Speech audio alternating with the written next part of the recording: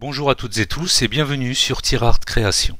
Nous allons voir dans ce tutoriel comment réaliser rapidement une typo originale en travaillant exclusivement sur les options de masque de fusion. Alors pour mettre en pratique ce tutoriel, j'ai déjà préparé donc une texture végétale. J'ai déjà écrit un texte nature, c'est ce texte là qui va se transformer en typo végétale. Donc je vais commencer par préparer mon fond. Donc mon image arrière-plan, j'ai lui appliqué un style de calque. Donc je vais rajouter un dégradé, une incrustation en dégradé. Je vais récupérer un petit dégradé que j'ai déjà préparé, comme ceci. Je vais juste revoir un peu l'orientation pour que la lumière vienne du haut à gauche. Voilà, comme ceci. Et voilà, je vais laisser ça comme ça. Donc là, c'est le texte que j'ai préparé. Donc pour info, c'est de l'ARIA Black. Donc une police assez large, assez empâtante. Je vais activer donc le calque de texture que j'ai été chercher dans une banque d'images. Je récupère la sélection donc en cliquant sur avec CTRL ou Option sur l'icône de texte pour récupérer une sélection de mon texte. À partir de ce moment-là, je n'ai plus besoin de mon calque texte, donc je vais le masquer. Je vais revenir ici sur mon calque de texture et dans la petite barre d'options en bas, je vais faire tout simplement rajouter un masque en cliquant dessus sur cette icône-là, voilà, comme ceci.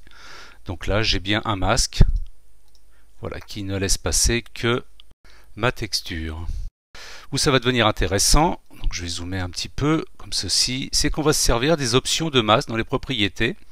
Vous faites un clic droit sur le masque pour faire améliorer le masque, soit tout simplement dans le panneau propriétés, que vous pouvez retrouver aussi ici, dans propriétés, dans les fenêtres pour l'afficher. Vous allez cliquer sur contour du masque. Voilà, comme ceci. Là, on a ce panneau qui va apparaître, qui va nous permettre d'améliorer notre sélection. Alors là, on va le détourer, on va détourner en fait l'utilité de ce panneau pour en fait détruire en fait cette superbe sélection qu'on a fait, pour en fait se servir des options pour récupérer. Elle va jouer sur les contrastes en fait, et on va essayer de récupérer les feuilles autour pour faire quelque chose de plus sympa. Pour cela, il faut déjà activer le rayon dynamique. Donc je coche rayon dynamique. Et on va mettre un réglage entre 20 et 30 pixels. Voilà, donc on voit apparaître en grisé autour la zone de propagation de notre réglage. Donc je vais continuer de monter un peu, je vais aller dans les 25 pixels. Voilà, comme ceci. Et ensuite, pour perdre ce dégradé, cette fusion toute douce, on va tout simplement pousser le contraste à 100%, comme ceci. Vous voyez, donc là le truc c'est qu'on se retrouve avec pas mal de miettes autour, donc on va continuer de jouer sur les options pour enlever toutes ces petites miettes, ces particules qui sont autour, sauf bien sûr si c'est l'effet que vous recherchez. On va jouer sur le lissage, donc je pense que là on va tout de suite mettre une valeur de 10, voilà, qui va nous faire perdre un peu de toutes ces particules. Pour aller encore un peu plus loin, on va mettre un contour progressif entre 1 et 2, donc là on en perd encore un peu. C'est pas mal. Et puis on va décaler le contour, mais on va le décaler sur l'extérieur, voilà, comme ceci. Donc on va mettre à peu près 10%, 9-10%, voilà, comme ceci. Alors ensuite, si vous voulez tout de suite enlever les petites pétouilles qui se promènent, il suffit simplement avec le pinceau de venir peindre ici sur les pétouilles qui restent. Mais bon, franchement, je pense que ce serait bien plus rapide de le refaire directement sur le masque de fusion. Voilà, donc vous voyez, ça a été suffisamment vite. Avant de valider, on va faire une sortie ici dans les options nouveau calque avec masque de fusion. Des fois qu'on soit loupé, qu'on veuille recommencer, autant doubler le calque. Et je fais OK. Donc vous voyez, j'ai bien deux calques, le premier qui a été décoché, il est plus visible, et le nouveau avec le nouveau masque de fusion. Vous voyez, ça c'est l'ancien, et voilà le nouveau. Donc on va rester sur ça. Donc bien sûr, avec un pinceau, en étant sur le masque, on peut ensuite venir, en peignant en noir ou en blanc, faire apparaître ou masquer ce qu'on veut garder. Vous voyez, donc vous allez pouvoir faire comme ça quelques ajustements. Donc dans l'état actuel, on peut dire que c'est déjà pour une exploitation web, c'est propre. Maintenant pour du print, c'est vrai qu'on va peut-être pouvoir directement, voyez, en peignant comme ça, venir décocher et récupérer peut-être certains éléments pour que ça soit plus sympa. Alors ça, je vous laisse le faire après. Le but de ce tuto, bien sûr, c'est d'apprendre des techniques et non pas que je vous fasse un travail fini. Voilà, donc maintenant pour finir l'effet, on va rajouter un style de calque sur ce calque donc avec le masque. Donc un double clic sur le calque pour faire apparaître les styles de calque. Je vais grossir un peu pour voir ce que je fais. Je vais cliquer sur biseautage et estampage. Ça va tout simplement nous permettre de mettre tout ça en volume.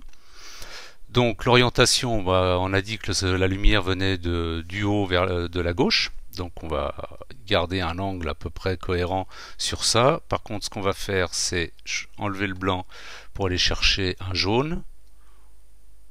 Jaune-vert, comme ça, c'est clair pour la lumière, que ce soit aussi cohérent avec la végétation. Et on va passer par contre en lumière crue. Et puis par contre aussi, pareil, la taille, on va agrandir un peu la taille. Profondeur, on va pas aller trop loin. On va rester sur 80% à peu près. La taille, c'est vous qui allez gérer ça suivant l'arrondi que vous voulez porter. On va peut-être baisser quand même un peu la lumière. Voilà, le produit, le noir, c'est pareil, on va s'en débarrasser. On va plutôt prendre un vert sombre pour être plus cohérent aussi dans les lumières. Voilà, donc voilà, c'est suffisant pour le petit effet. Par contre, non, je vais y retourner. Ce que je vais faire, c'est non, je vais retourner et rajouter tout de suite une ombre portée. Donc, on va jouer sur la taille. De toute façon, on va la faire en plusieurs fois cette ombre. Voilà, comme ça, on produit. L'opacité, on va laisser 75. Ok, je fais OK. Maintenant, on va aller un peu plus loin dans l'effet. Je vais récupérer en cliquant avec option contrôle sur le masque de fusion. Je vais récupérer cette nouvelle typo déformée, donc la sélection de mon masque. Je vais au-dessus de mon décor ajouter un calque sur lequel, alors là c'est parfait, j'ai toujours mon vert sombre, donc je vais rester sur cette dernière couleur sélectionnée. Je vais faire remplir tout simplement. Donc vous voyez, donc là j'ai bien rempli quelque chose sous mon calque en dessous, ça va être mon ombre. On va lui donner un effet en allant dans flou directionnel. Voilà, comme ceci. On va aussi respecter l'angle de la lumière, donc une diagonale à peu près comme ça. La distance, on va jouer donc sur cette distance comme ça. Je vais faire OK. Je vais rajouter un flou gaussien pour que ça soit voilà, un peu moins net, les hachures soient moins nettes. J'ai perdu ma petite fenêtre, là voilà. Je fais OK. Ensuite, avec l'outil déplacement, je vais venir ajuster au mieux, parce que je veux pas que l'ombre dépasse vers le haut. Donc je vais la mettre ici, comme cela. Je vais la dupliquer encore une fois en dessous. Je vais de nouveau mettre un flou directionnel, un peu plus important. Voilà, je vais mettre 208 pixels dans mon cas présent, et je vais leur déplacer. Voilà, comme ceci. Et par contre, je vais peut-être un peu baisser l'opacité, car l'ombre se diffusant, elle va perdre en contraste. Baisser peut-être aussi celle du haut un peu. Voilà, comme ceci. Et puis je vais m'arrêter là. À vous de, par la suite, de faire quelques ajustements. Mais je pense que vous avez vu le principe assez rapide pour faire une typo plutôt originale. Alors bien sûr, cette technique fonctionne aussi avec des textures de pierre, de bois.